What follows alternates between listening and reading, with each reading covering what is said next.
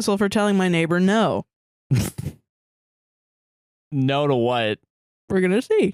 Be a little more fucking specific. Asshole wasn't specific enough. Okay, all right. I'm joking. Josh is locking it in. He thinks I'm not locking it in. Shut up. The house across from me sold recently. The prior owners built it and lived in it for almost 50 years. They were lovely people, and they are missed. I didn't meet the new neighbors until recently. They're living there only intermittently while renovations are being done. Anyway, we both live on a very busy, parentheses, double yellow line, street. And while street parking isn't illegal per se, it's definitely dangerous as it is a busy, relatively narrow, high-traffic road. Okay. The neighbor's house has a small-ish driveway that can fit maybe 6 cars. That's small? I know, yeah. What the fuck? With the setup of the yard, there is really no lawn parking. I, on the other hand, have a very large circular driveway that can probably fit 15 to 20 cars. What are these rich motherfuckers? Yeah, kind of everybody's shitty a little bit for that, for having money. And parking, yeah, okay. Because I'm jealous of your house. Yeah, yeah. But there is only one entrance and exit point to the street.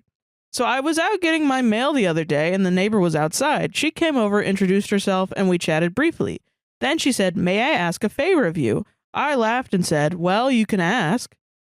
Anyway, long story shorter, she said they were having a house party the weekend after 4th of July. They were expecting a large number of people and were hoping they could use my driveway for parking as the street parking is difficult.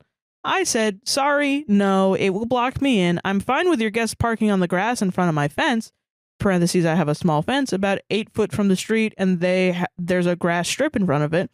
The Smiths, prior house owners, would often use it if they were hosting a large group. She said, "Oh, I appreciate that, but that will only fit about 6 cars. We're going to need parking for another 10 to 12 beyond what fits in my driveway." What? That's about like 18 cars.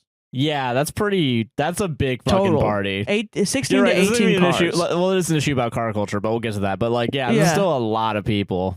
Yeah. And no one can carpool? She's not happy with 12 cars. No way to carpool. No way to carpool, I guess. Everyone has to come in their separate cars. There are other... Or like 100 people are showing up. All in sedans, Yeah. 100. What is those? This is a weird... What are those TikToks? Like little Timmy has a 1 square by 1 square foot room and needs to house 100 families with galvanized steel and 18 cars. And he uses his eco-friendly veneer wood. Yeah, and galvanized steel beams and screws that he got from his aunt. Yeah. Yeah. This shit is so funny to me. I love those. She then says, "Well, my guests can park along the side and back of your driveway so you can still get in and out." I said, "Again, I'm going to have to say no," said no twice. "I'm not comfortable with your guests on my property, and the only light I have at night is my post light out front. It's very dark at night, and I wouldn't want anyone to trip or get hurt." That's That fair. is valid. It's on your property, so yeah. You'd be liable, yeah. Yeah. She started to look frustrated and said, "Well, I don't know what I'm going to do. I don't think they can all park on the street." I said, "Yes, I know parking can be frustrating here. There are a couple of municipal buildings nearby. It might be worth calling the town and see if you can use their parking lot since it's a weekend and maybe shuttle people or have them walk. Other than that, I'm not sure. It's one of the downsides of living on a busy street." I then excused myself and went back inside. Now, every time I see her, she kind of gives me a dirty look and says nothing. I don't really care about my neighbor not being neighborly, as we prefer to keep to ourselves anyway. But am I the asshole for not letting her use my driveway for parking? Nah. Edit, since many of you have asked, no, she did not invite me to her party. Wow. Second edit, a lot of people are amazed by the large driveways. I live in a former farm town that is now a suburb in the U.S. Okay. Houses are on 1 to 3 acre lots, usually in the middle, so they all have long driveways to access the house. This is a very, very common in my area and nothing special. I think I need to break up with my mum, Jane. I don't think she is a good person, and I'm actually convinced she is a pathological liar. It has all come to a head because my partner and I have recently welcomed our first child, and it's made me question the kind of person she is.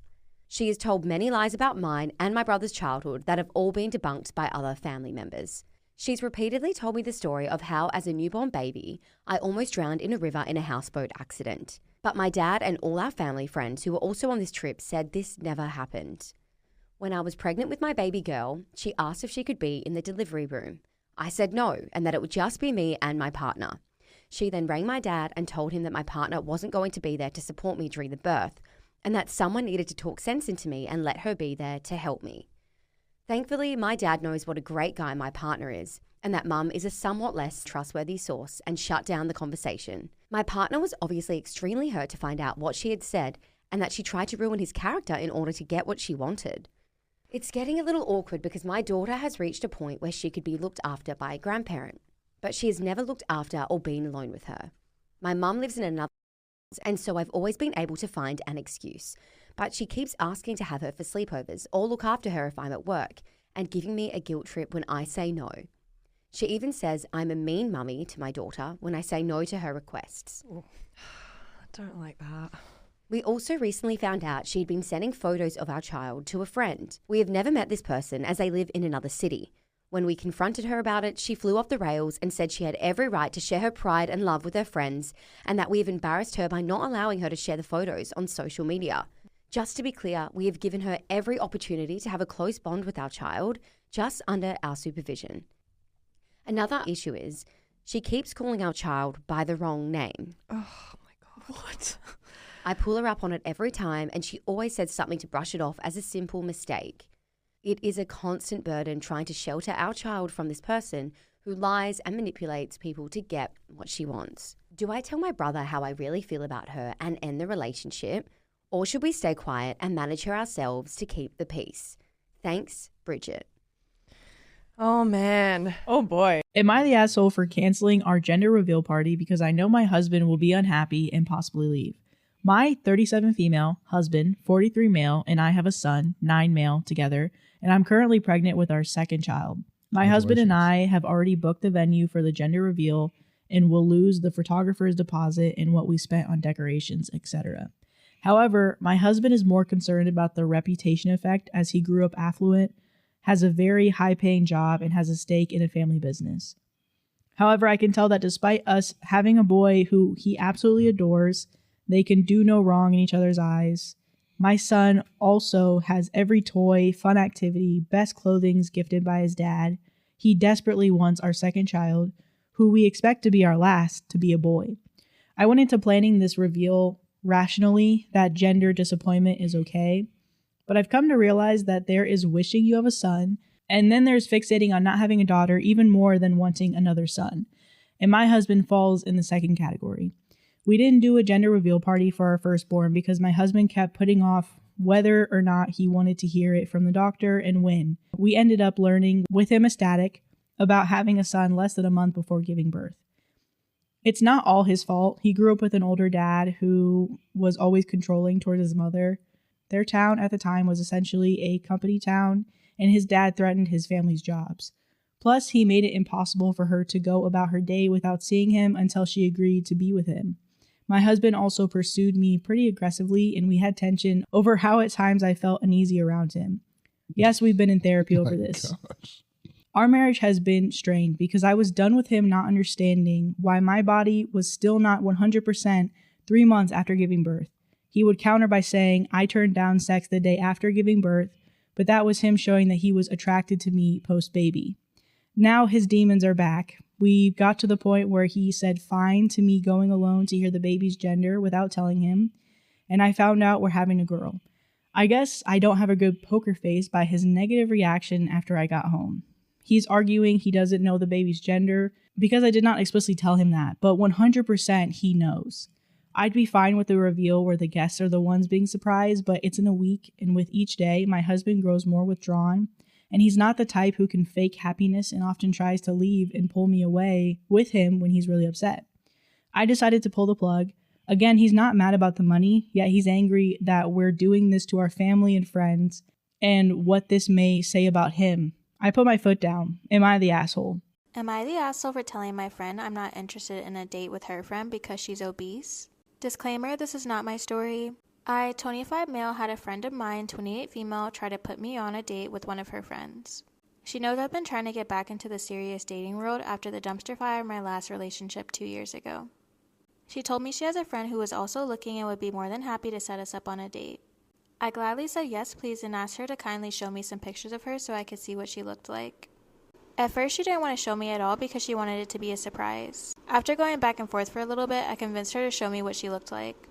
She showed me pictures of her and she was up there in size. I'm not trying to be mean here at all, but I was not interested anymore at all after seeing what she looked like. I myself used to be over 300 pounds at 6'1" until I turned 21 and shed off 150 pounds over the course of 2 years. Trying to be nice, I told her while I appreciate her for trying to help me, I was not interested but extremely thankful.